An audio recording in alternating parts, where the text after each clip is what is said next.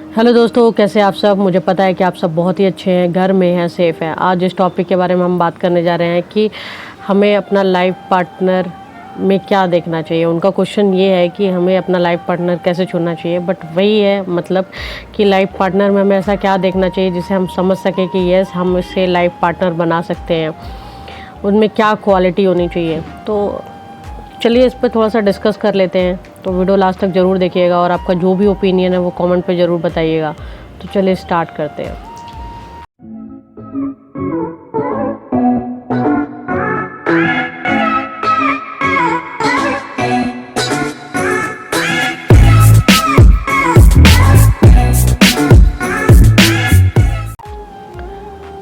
तो life partner में हमें क्या देखना चाहिए, क्या क्वालिटी होनी चाहिए हमारे लाइफ पार्टनर में। मैं बहुत सारी बातें करूँगी इस मामले में कि जैसे कि स्टार्ट कहाँ से करें। हम ये सोचते हैं कि लाइफ पार्टनर जो है, अरेंज मैरिज की बात करते हैं पहले। अरेंज मैरिज में ऐसा होता है कि लोग एक दो मुलाकात कराए और फिर शादी हो जाती है। लव मैरिज में भी ऐसा होता है कि ठीक है, बातें हो रही होती है और सब कुछ सही होता है और फिर अचानक से सब बदल जाता है। इस सब टॉपिक पे बात करेंगे, थोड़ा थोड़ा बात करेंगे, ज़्यादा नहीं बात करेंगे। बट अगर आप सुनेंगे तो आप कहीं ना कहीं उन सब चीज़ों से कनेक्ट कर पाएंगे। तो पहला तो ये है कि अगर मुझे ऐसा लगता है कि शादी में पहले का टाइम जो होता था वो बहुत ही अलग होता था। ठीक है, पहले के टाइम में शादी सक्सेस रहती थी, उसका भी एक रीज़न था, वो लास्ट में बात करेंगे। और अब क्यों नहीं रहती है उसका भी एक रीज़न है। फ़िलहाल लाइफ पार्टनर में हमें देखना ये चाहिए कि इंसान को जितना ज़्यादा हम बोलने देंगे उतना उसके अंदर की बात निकलेगी। तो जब भी आप अपना लाइफ पार्टनर चुनते हैं तो आप उनसे बहुत सारी बातें करिए, उनको सुनिए, उनको समझिए कि वो बोलना क्या चाहते हैं। तो इससे आपको ये पता चलेगा कि उनकी सोच, आपको पता चलेगी कि उनकी सोच कैसी है लोगों के लिए, आपके लिए। ठीक है, वो किस टाइप के नेचर की, वो रिज़र्व नेचर के हैं कि सिर्फ मैं और तुम बस हैं, या फैमिली को लेकर चलने वाले इंसान भी है कि वो सिर्फ बातों में अपनी अपनी फैमिली करते हैं, आपकी फैमिली को नहीं करते हैं। क्या वो बातों में सिर्फ अपने आप को इम्पोर्टेंस देते हैं, आपको नहीं देते हैं। तो हाँ, अगर ऐसी चीज़ें हैं कि वो सिर्फ अपने बारे में बात करते हैं तो यहाँ पर आपको थोड़ा सा सोचने की ज़रूरत है। थोड़ा नहीं, बहुत ज़्यादा सोचने की ज़रूरत है। इंसान दूसरों के लिए क्या फ़ील करता है, उसे दूसरों की तकलीफ़ देखकर तकलीफ़ होती है कि नहीं होती है। कहीं पर भी कुछ ऐसा होता है ना कि कुछ इंसान होते हैं जो ये सब चीज़ें बर्दाश्त ही नहीं कर पाते हैं। तो अगर वो फीलिंग्स आप बिना बोले कभी कभी निकल जाती है, जो सच वाली फीलिंग्स होती है कि यार नहीं, ये तो होता ही रहता है कि कुछ चीज़ें अगर आप ऐसे देखो जिससे आपका दिल दुख रहा है, बट वो कह रहे हैं यार इतना ज़्यादा माइंड कर रही हो, तो वहाँ पर भी आपको सोचने की ज़रूरत है कि यार इसके अंदर किसी भी चीज़ को लेकर या किसी और के दुख को लेकर इसे तकलीफ़ होती है कि नहीं होती है। वो भी अगर होती है तो एक अच्छे इंसान का एक साइन कह सकते हो आपकी, वो अच्छा इंसान है। और एक है कि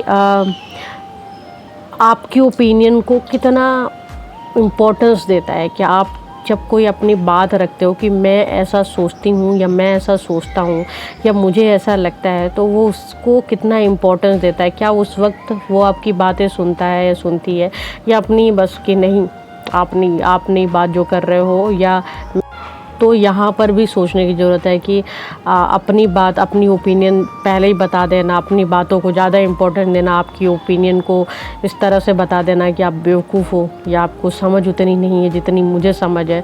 तो यहाँ पर भी आपको सोचने की ज़रूरत है। लेकिन अगर वहीं पर इंसान आपकी बातों को इम्पोर्टेंस देता है, आपको अगर आपकी बातों को गलत कहता है तो उसे एक्सप्लेन करता है बातों में। क्योंकि आप, ये मैंने हमेशा से कहा है कि दुनिया में आप खुद को होशियार समझो, अच्छी बात है, लेकिन लोग बेवकूफ़ नहीं होते हैं।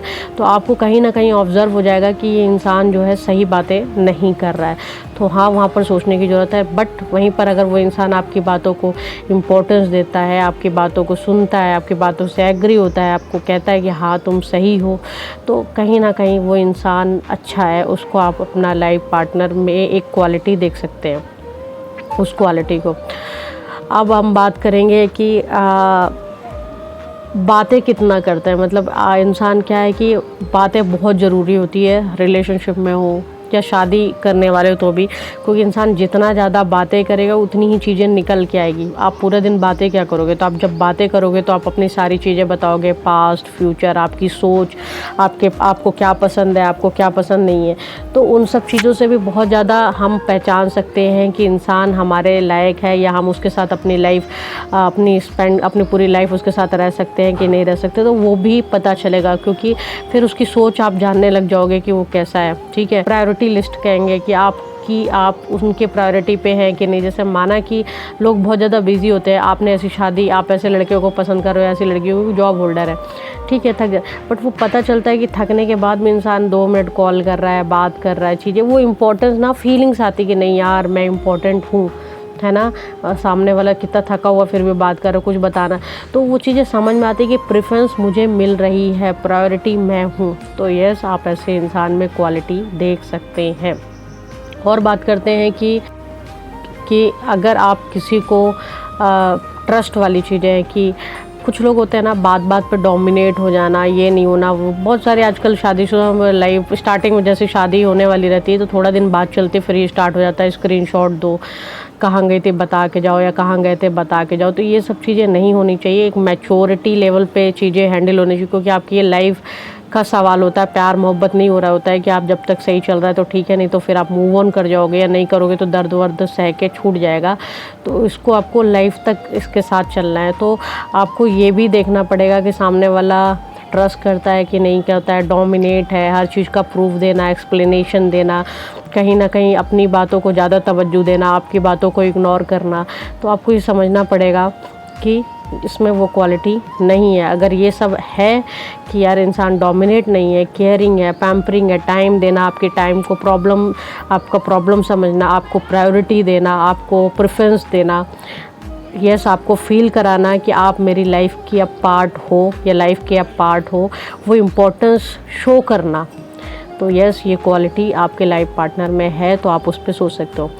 अब हम बात करेंगे अगर पहले के ज़माने में शादी क्यों नहीं चलती थी। आपको भी पता है कि पहले के ज़माने में शादी इसलिए नहीं चलती थी, जो सच्चाई और कड़वा सच है कि लड़कियां बहुत हद तक चीज़ें सहती थी, मतलब 70-80% लड़कियां सहती थी, आवाज़ नहीं उठाती थी और बहुत बुरा होता था उनके साथ, इसलिए लाइफ पहले की शादियां सक्सेस हो जाती थी। बट अब जो शादी सक्सेस नहीं होती है, क्योंकि कहीं ना कहीं लड़कियों का भी अपना ओपिनियन है, अपना एक स्टैंड है, मतलब ये कड़वी है बट अगर आप सोचोगे तो कनेक्ट कर पाओगे। बहुत अच्छे लोग भी रहते थे जो एक दूसरे, बट दुनिया में बहुत ऐसे लोग थे जो इस टाइप की लाइफ में रहते थे, आज भी बहुत जगह ऐसा होता है। तो आजकल लड़कियाँ क्या है, स्टैंड लेने लगी हैं, सहती नहीं है बहुत ज़्यादा, जो कि गलत नहीं है और बिल्कुल सहना भी नहीं चाहिए। तो आपको उस पर मतलब इसलिए आजकल मैं यार माइंड तो बहुत ज़्यादा सहती भी नहीं है, जो कि गलत भी नहीं है, मैं बिल्कुल नहीं कहूँगी गलत है, तो बिल्कुल नहीं सहना चाहिए। तो इसलिए शादी सक्सेस नहीं होती है। तो इसके लिए करना क्या है कि जो अरेंज मैरिज कर रहे हैं तो मिलने में कोई बुराई नहीं है, 1-2 बार में इंसान नहीं पहचान पाता है, तो मिलो बहुत ज़्यादा, एक दूसरे से बातें करो और अपनी फैमिली से सारी बातें शेयर करो, और तो पता चलेगा आपको कि सामने वाला कैसा है। और अगर आपको थोड़ा सा भी ऐसी फीलिंग्स आती है कि नहीं वो सही नहीं है, तो रिस्क मत उठाओ। आप कहोगे कि कितने लोगों के साथ सब कुछ अच्छा रहता है, बाद में प्रॉब्लम हो जाती है, तो थोड़ा सा किस्मत का भी प्रॉब्लम होता है, हो जाता है यार।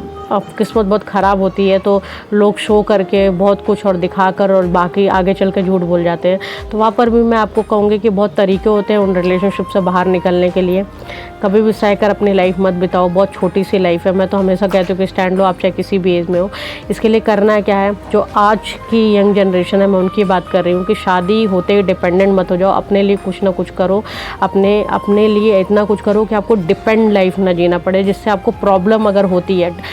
इंसान को जॉब करना चाहिए, चीज़ें करना चाहिए, इसलिए नहीं कि आप अपने हस्बैंड को या अपनी वाइफ को डोमिनेट कर सको, नीचा दिखा सको। आपको इसलिए करना चाहिए कि आप सेल्फ डिपेंड रहो। अगर आगे चल के कुछ प्रॉब्लम होती है तो आप उससे लड़ सको, उससे निकल सको, उसका सहने की वजह आप कुछ कर सको। और मैंने हमेशा से कहा है कि हर प्रॉब्लम का कुछ ना कुछ सलूशन होता है। तो जिनके साथ हो रहा है वो स्टैंड ले सकते हैं, और जिनके साथ सब कुछ अच्छा देखने के बाद ऐसा होता है तो थोड़ा किस्मत ख़राब रहती है, बट आप उसका भी सलूशन देख सकते हैं।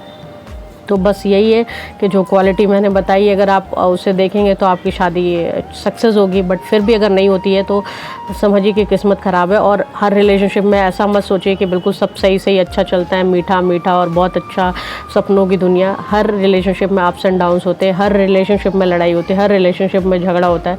मैंने हमेशा कहा है कि प्रायोरिटी रखें कि आपको किस मुद्दे पर बहुत ज़्यादा लड़ना है, किस मुद्दे पर बिल्कुल इग्नोर कर देना है। मुद्दा ज़्यादा इंपॉर्टेंट है कि इंसान बहुत ज़्यादा इंपॉर्टेंट है। तो ये बहुत ज़रूरी है सोचने के लिए। तो ये ज़रूर आप हमेशा सोचें इस बारे में और उस पर वर्क हमेशा करें। दोनों के अंडरस्टैंडिंग में ही चीज़ें चलती हैं।